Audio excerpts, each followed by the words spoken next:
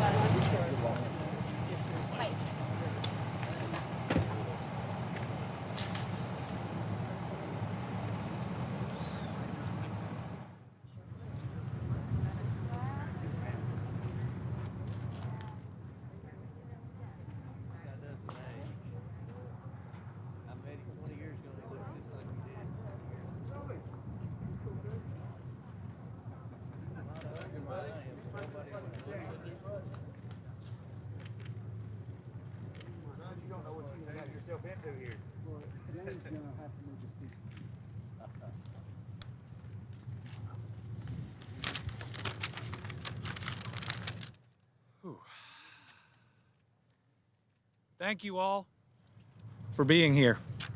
We're now 5 days into the worst tornado disaster in the history of the Commonwealth of Kentucky. It brought 200 miles of death alike, wiping out towns almost entirely and leaving our landscape almost unrecognizable.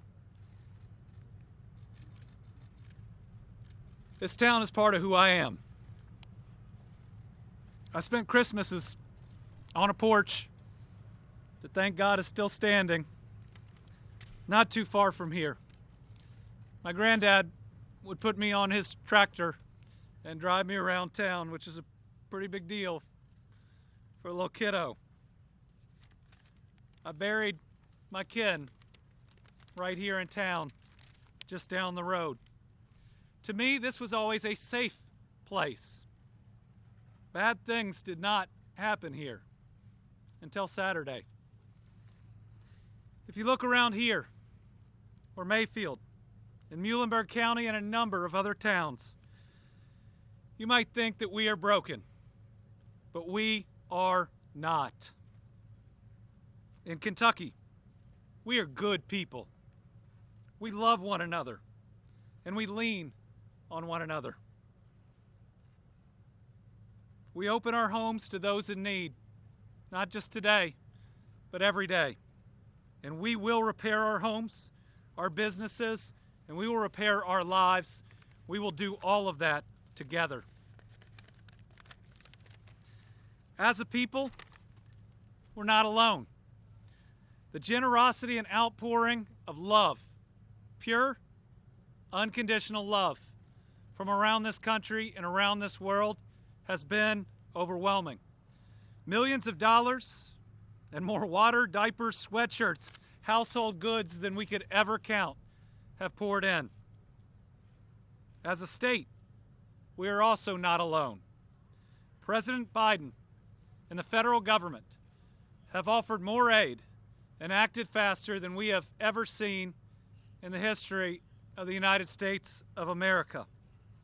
I received 3 personal calls from the President on day 1. First, when he could get through, and then at the end of the day, saying, what else do you need? We got an immediate disaster declaration, which doesn't happen. And just, I think on the same day, not even a full day later, a major disaster declaration. And you know what?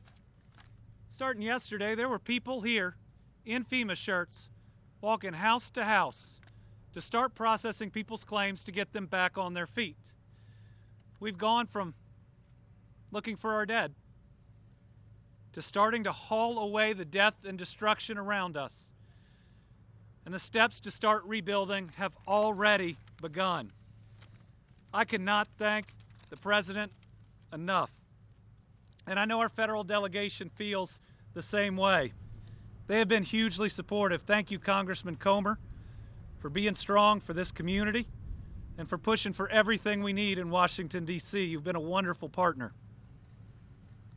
I hope the people of Kentucky know that I care deeply about them, and the President does too. He's here in Dawson Springs, Kentucky, because we're hurting.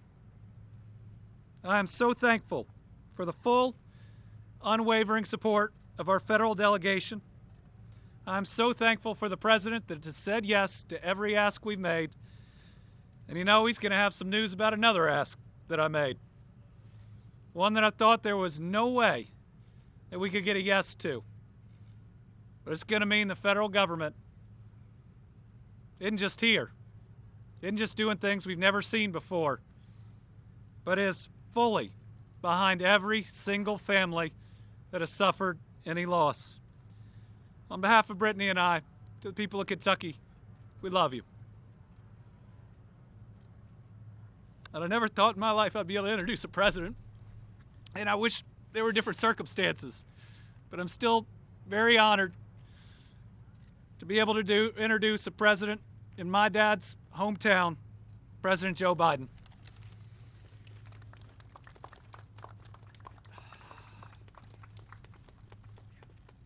Gov, thank you. I want to introduce you a new friend of mine. This is Dane. Dane lived down the street, and Dane and he has cousins who are all together, and one cousin, I don't know where she is. There she is. Come on up here, honey. Can you see me? Come here. She is about to graduate from UK on Friday. And I just want you to meet him. I'm sorry to keep you all waiting, but I got a chance to hang out with the whole extended family down there. And I want you to meet a soon-to-be graduate who wants to go on to graduate school. Come on up here, hon. And we're proud of you. We're proud of you. What's your first name? Abby. Abby is here, and we're going to figure something special for her graduation day. But imagine that. This Friday, she graduates from UK. I kid and say the best thing that ever came out of Kentucky was my sister-in-law. And she's all blue. She went to UK, then she went to Duke Law School, and she married my brother. We're all thankful to everybody for her marrying my brother. And at any rate, so you got to remember me when you're president, right? Yeah. Okay? Thank you. I just want you to meet the folks I was just hanging with. Thank you, honey. Thank you. Andy, thank you, Gov. The introduction. Your forbearance is commendable.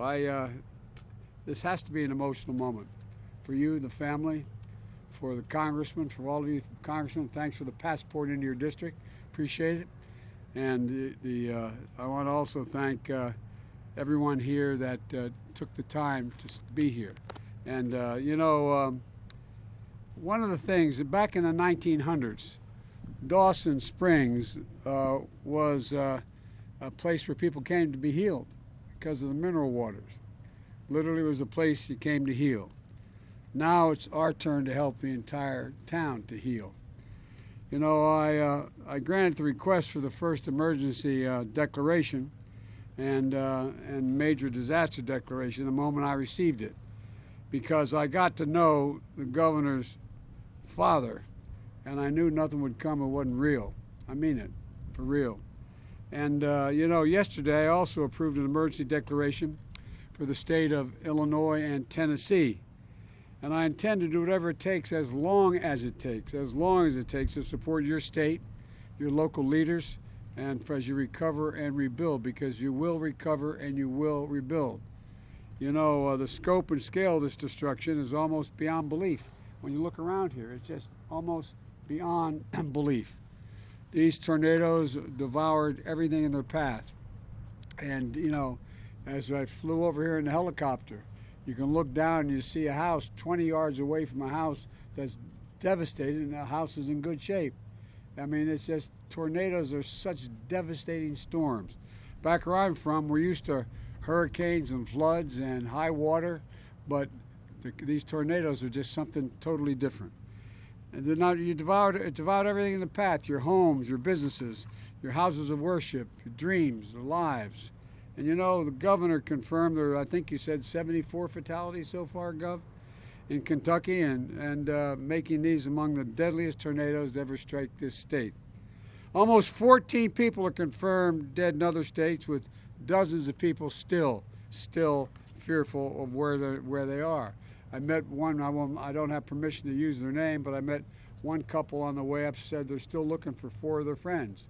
They don't know where they are. And those who have lost someone, there's no words for the pain of losing someone. A lot of us know it. A lot of us understand it, especially around the holidays when everything's supposed to be happy and joyful. It was a long time ago. I got a phone call around the holidays and found out that I was in Washington as a young senator, not sworn in yet, about to be hiring staff, and I got a call saying from a first responder that there'd been an accident. A tractor trailer broadside at my wife with a Christmas tree on top and my 3 kids inside. My wife and daughter are dead. But my mother, God love her, used to always say, out of everything terrible, something good will happen. Something good has to happen out of this. It just can't be all bad. We've got to make it better. And so, folks, those who have lost someone know how tough it is. And you know how tough it is. You know, in Mayfield, just hours before the storm, we just came from Mayfield, the Gibson Pharmacy had been full of families with children waiting to meet Santa. Now it's completely gone. And so many businesses are vital to the community have been so damaged and destroyed, in your town as well. There's a saying in small towns, people know about it when you're born, and they care about it when you die. They know about it when you're born, and they care about it when you die. Well, in so many places, destruction was met with compassion. Neighbors and first responders racing to help and save each other's lives and support.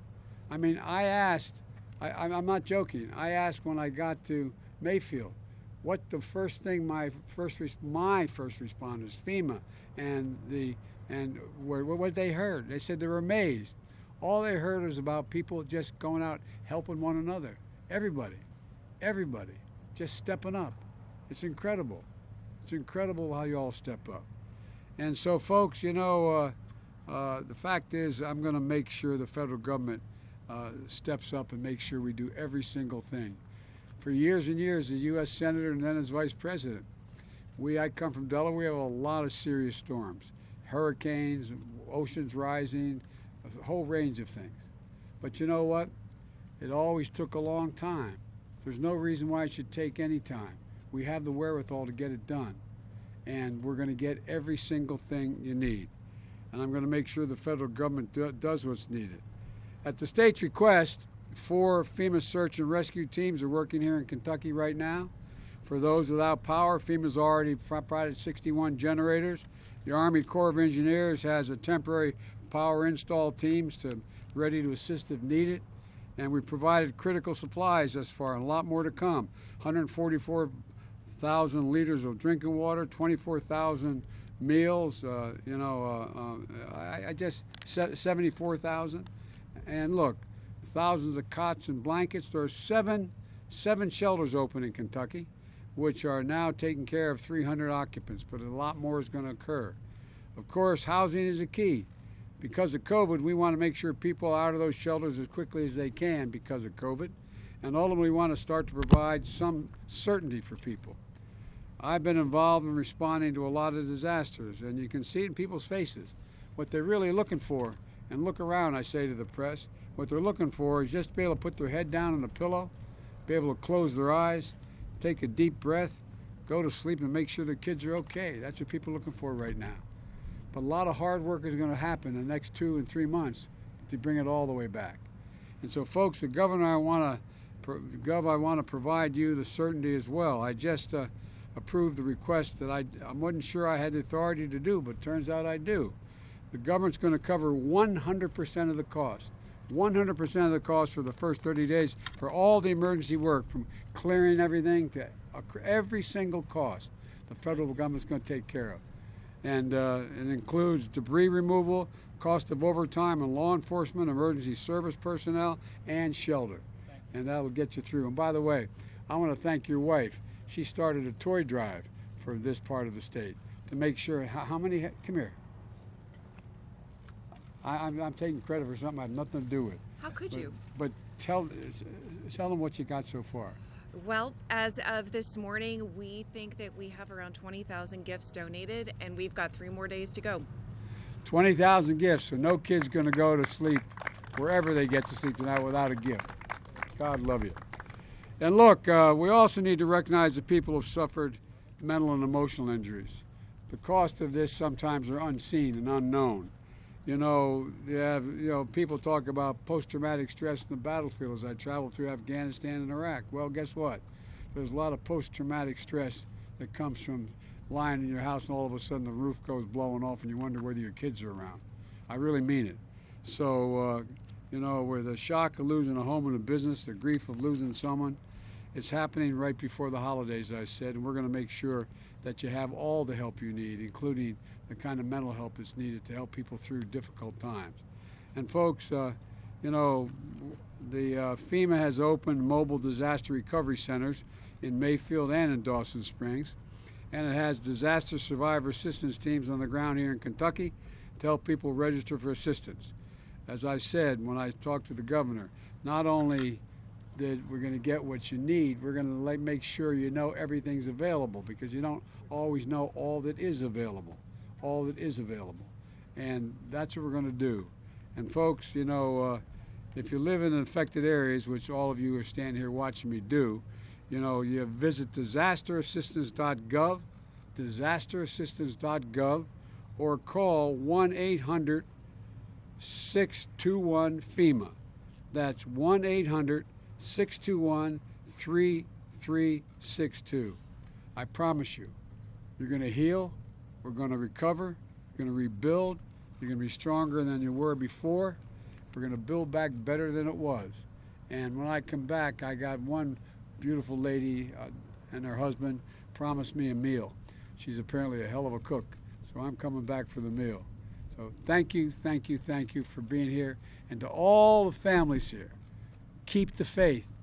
We're going to get this done. I promise you, the governor's not walking away, your county judge is not walking away, your congressman's not walking away, no one's walking away. We're in this for the long haul. Thank you very much for your patience.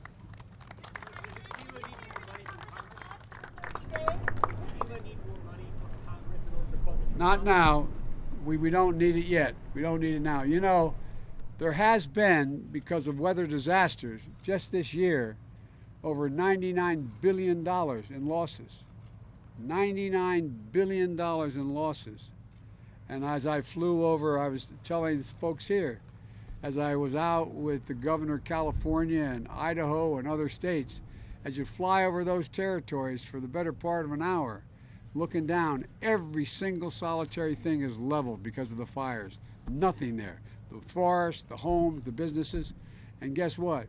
So much area has burned this year because of weather and climate changes that is larger than the entire state of New Jersey.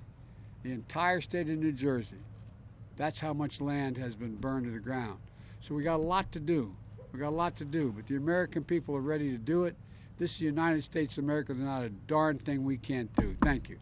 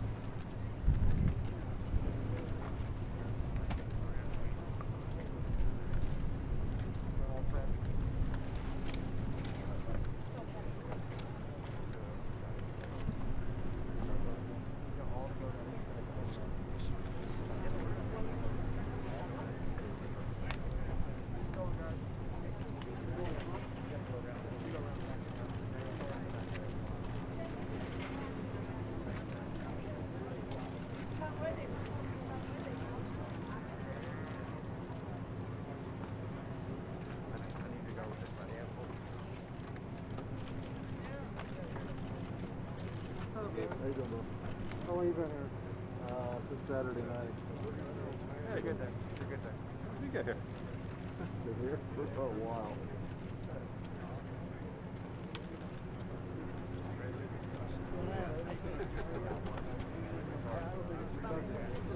I don't know if I can, Okay. actually. Yeah, they might not let you.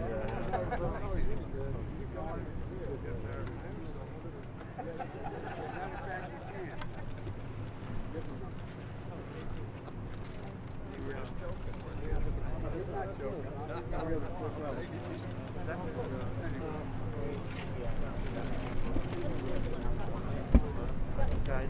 Traveling fast?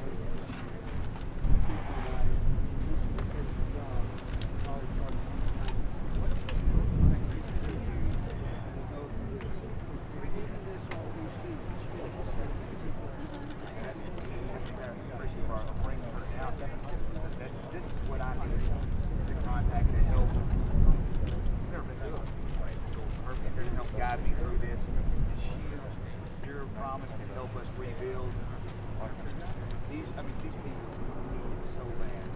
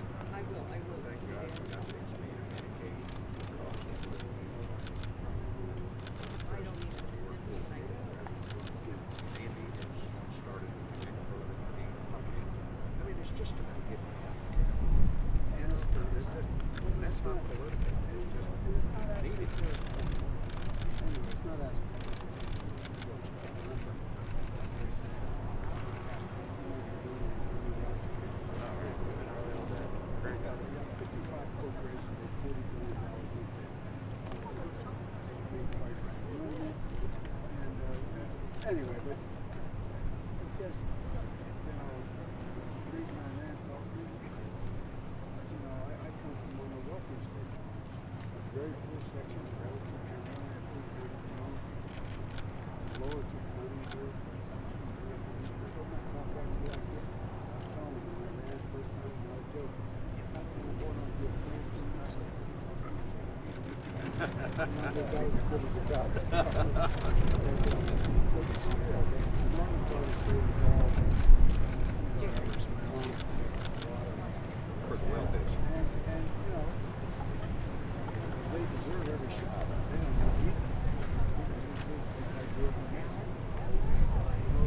And I don't mean that in a should be.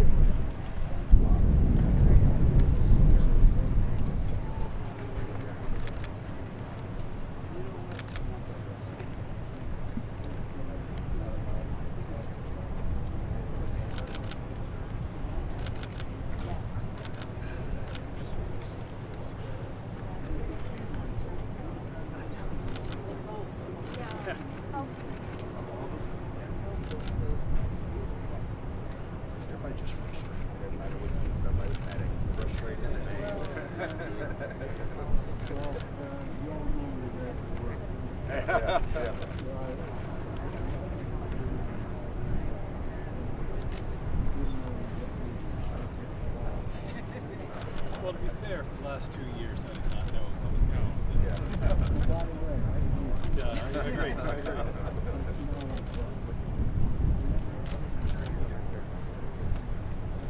But I'm guessing like me, hanging out.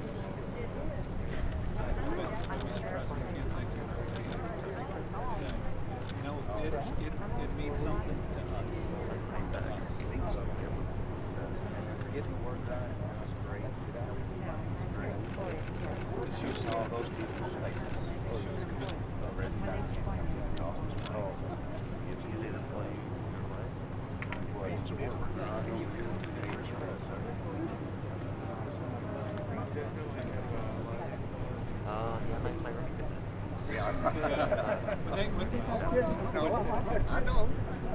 I understand it's I turned on the TV and they said the governor did X, and I was like, what did that do? When I come to town and have you see them, they come down there and press me down and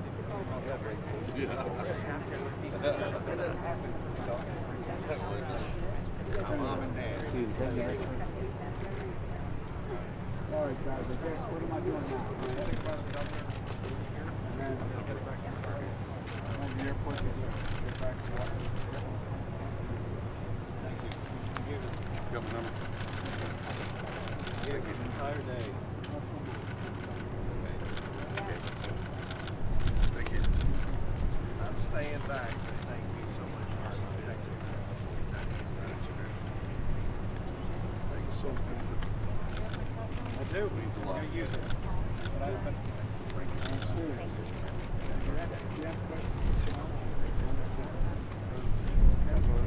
All right, see y'all. Thank you.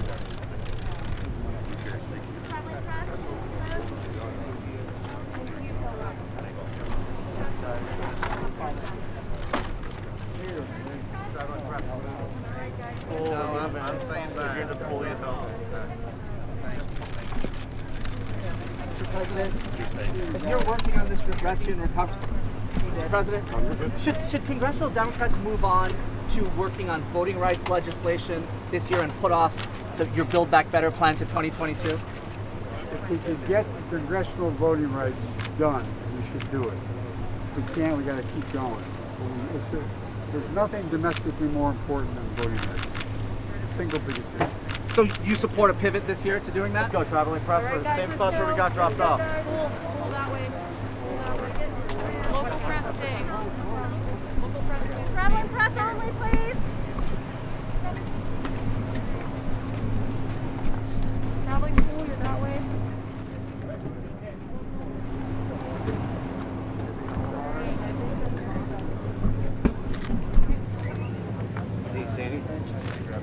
Yeah.